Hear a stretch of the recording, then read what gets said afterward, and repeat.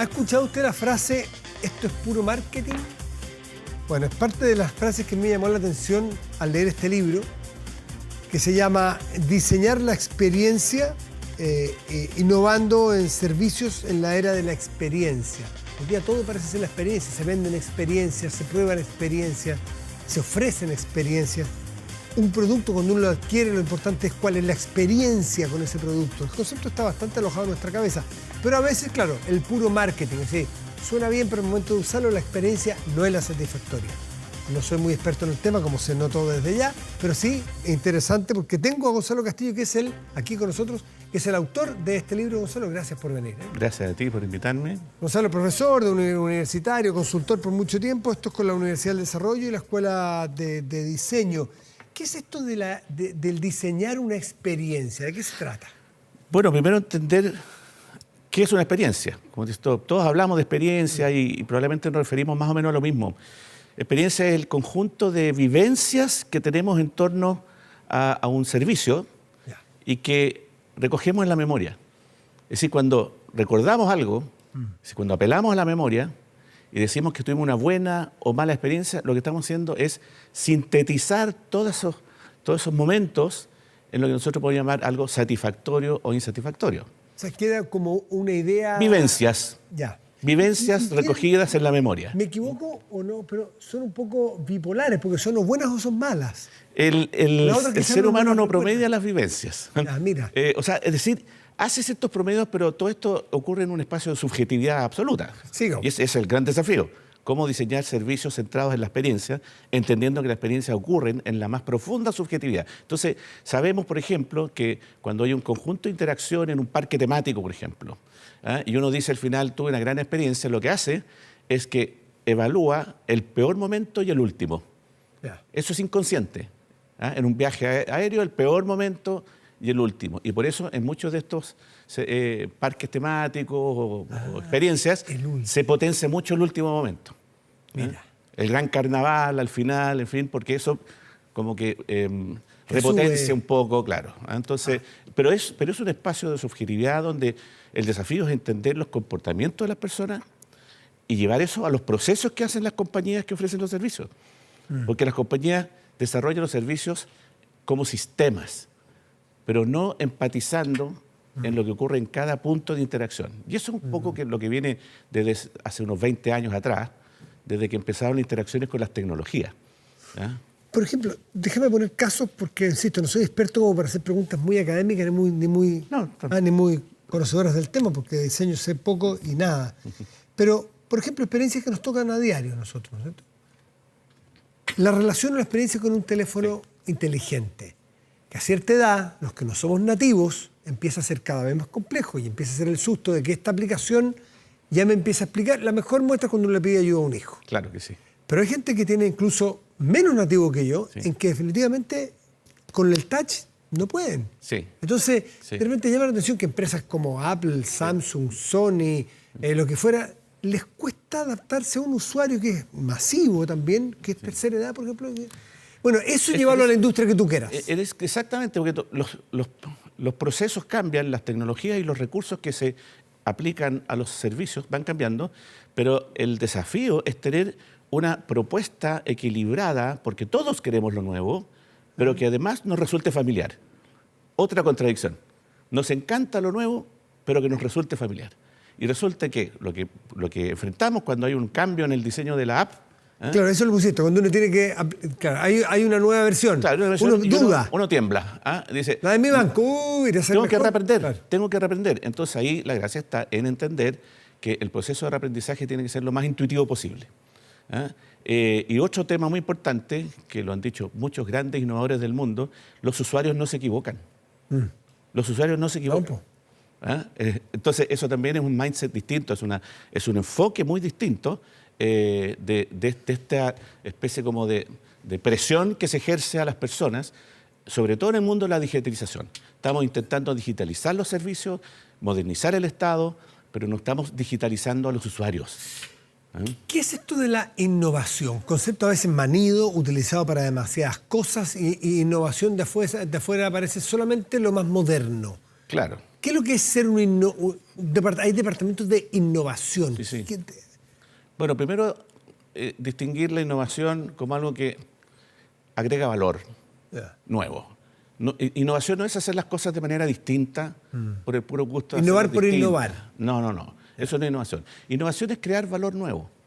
Y crear valor nuevo hoy día se hace y se hace bajo o en el contexto de un desafío que podemos llamar de impacto triple: medioambiental, social y económico.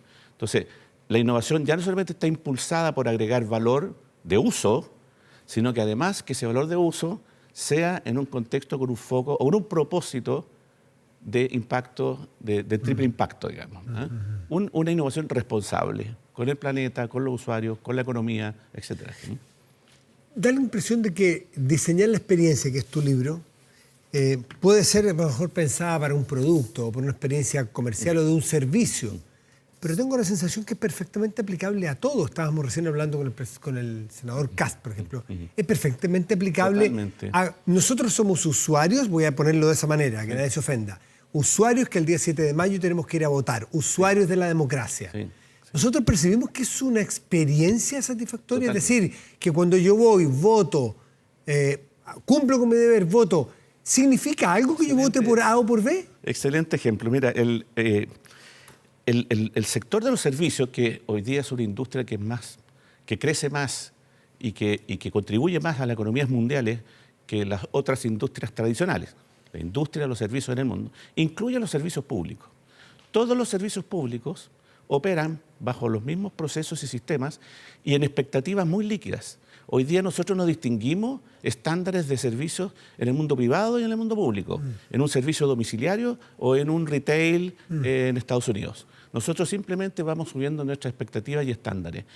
Lo que tú identificas como un proceso, por ejemplo, de votación, perfectamente describe lo que se conoce como el viaje del usuario en ese proceso del servicio. Desde que yo identifico dónde tengo que ir a votar, luego, ¿qué acceso tengo para llegar allá? Te fijas que no es solamente cuando ya estoy en el recinto, esto empezó mucho antes.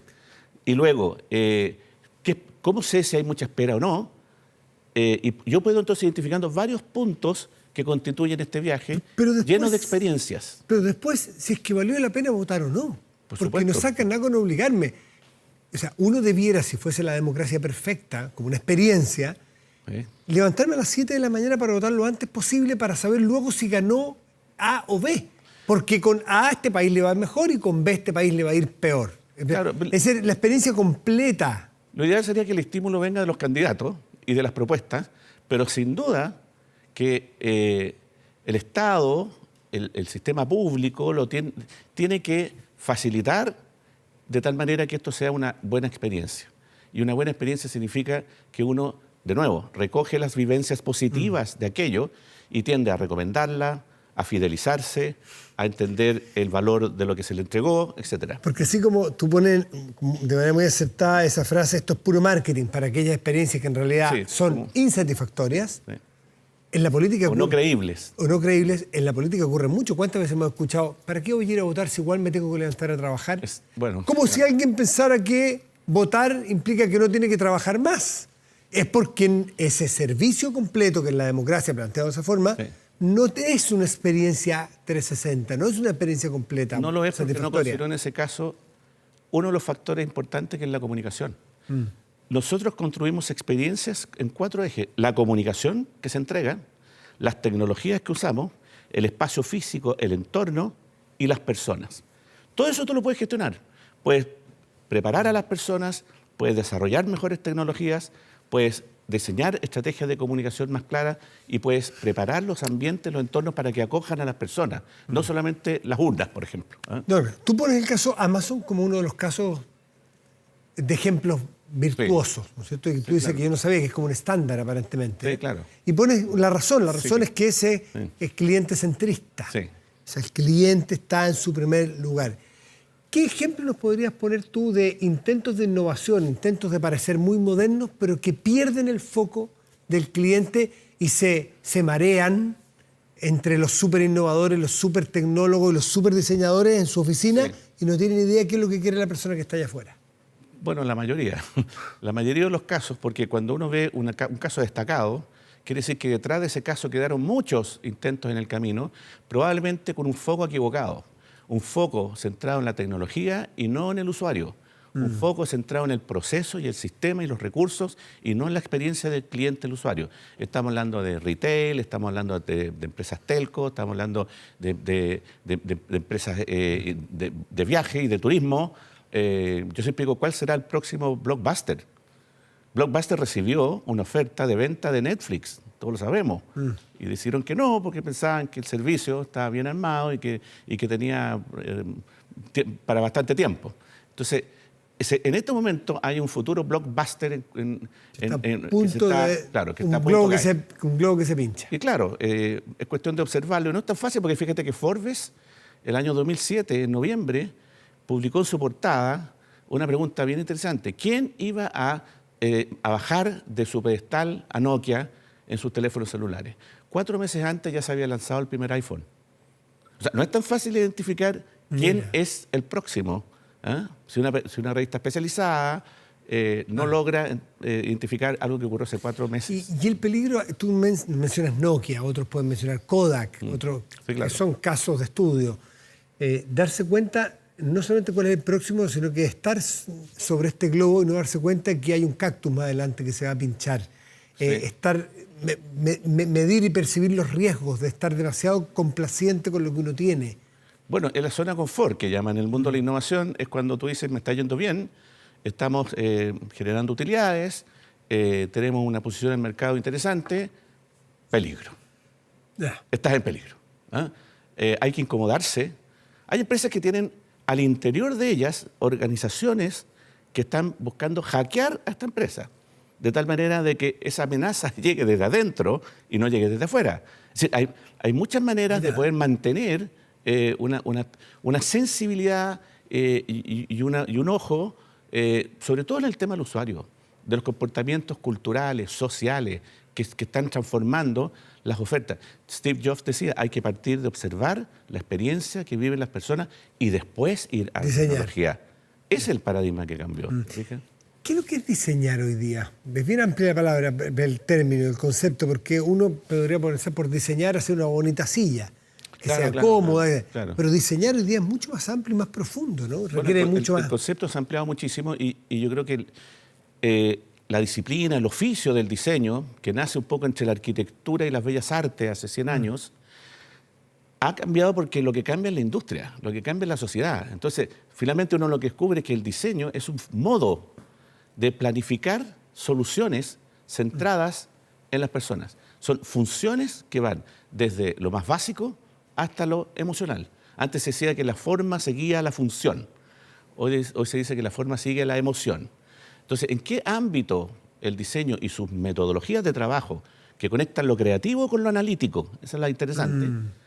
No hay límite prácticamente. O sea, todo el entorno físico ha sido diseñado. Todo el entorno comunicacional ha sido diseñado. Los servicios están siendo diseñados. Y por eso mucha gente entiende que hoy día decir el diseño de políticas públicas tiene sentido. Porque no es solo planificar las políticas públicas, tiene que ver con configurarla, darle funcionalidad, centrarla en las personas. Así entiendo yo la validez del concepto de diseñar una política pública. O sea, para sacarlo de la caricatura ridícula, un diseñador no solamente es el que dibuja bien, sino que el que entiende lo que quiere el que va a usarlo, entiende cómo se comporta la gente, entiende los materiales, entiende el uso que puede dar. Bueno, eso siempre lo ha tenido el diseño, pero ha ido evolucionando a medida que la misma sociedad va demandando más atención, ya no lo funcional. Fíjate que la herramienta de productividad que teníamos hace 100 años era la gran herramienta de competitividad que hoy día ya no son suficientes. La era de la competitividad fue cuando Henry Ford decía, mis clientes pueden tener el auto del color que quieran, siempre que sea negro. Y lo que estaba diciendo es que el acceso era lo importante, la capacidad de producción en masa. Lo que vino después fue la época de la logística, los Walmart, los FedEx, después la informática, fines del siglo pasado, y luego la experiencia, donde aparecen los nuevos grandes actores y los más poderosos. ¿Cuál es la diferencia? Porque ya tenemos acceso a muchas cosas, ya están muchos productos Lo que importa es cuál de dos productos que parecen similares me presta, me da, me genera una experiencia más completa desde que lo encuentro más lindo, hasta que lo encuentro más funcional y hasta que entiende mis necesidades. Sí, claro, hay variables objetivas y subjetivas. Y entre las objetivas está desde el precio, esta ecuación de valor, digamos, la relación, las prestaciones que me entrega, que son comparables con otras, y después hay otras subjetivas, que son más bien simbólicas. No todo lo que nosotros adquirimos lo hacemos con un sentido completamente funcional. A veces, más bien muchas, también, a lo mejor inconscientemente, les asignamos ciertos atributos más bien simbólicos. ¿Qué representa el objeto que estoy teniendo en mis manos?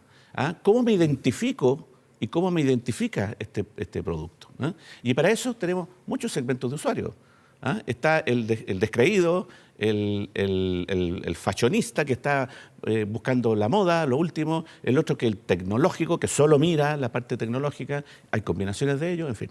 Tiene mucho de sociología el diseño de la expresión, Mucho. ¿no? Trabajamos con sociólogos, psicólogos e ingenieros. Claro. No de espalda a la gente. Es multidisciplinario. Claro, no hay que entender solo a las personas, hay que entender a nuestros clientes también, que son los proveedores de los servicios. Un emprendedor que quiere generar un servicio disruptivo, innovador, pero que tiene que conectarse con la experiencia de usuario para que sea exitoso, y no solamente con los sistemas que tiene disponibles. Todo el mundo. Gonzalo Castillo es autor de Diseñar la experiencia. Como puede ver, tiene mucho más que ver con el clásico concepto que tenemos los más ignorantes de qué es el diseño, o nos quedamos atrás, desde la sociología, desde la experiencia, hasta los aromas de las cosas. Hasta los ambientes. Los ambientes, ¿no? Vale mucho la pena introducirse en estos temas que uno lo hace pensar. ¿Este libro ya está en librería o es cosa muy técnica en universidades? No, está en librería, en Contrapunto, en Providencia, y pronto yo creo que va a estar en el Mercado Libre. Un gran servicio, un gran modelo de servicio, Mercado Libre. Gracias, Gonzalo, por estar aquí, por acompañarnos con un tema que es menos frecuente que los que solemos tocar aquí, pero ayuda a abrir la cabeza. Gracias, Gonzalo.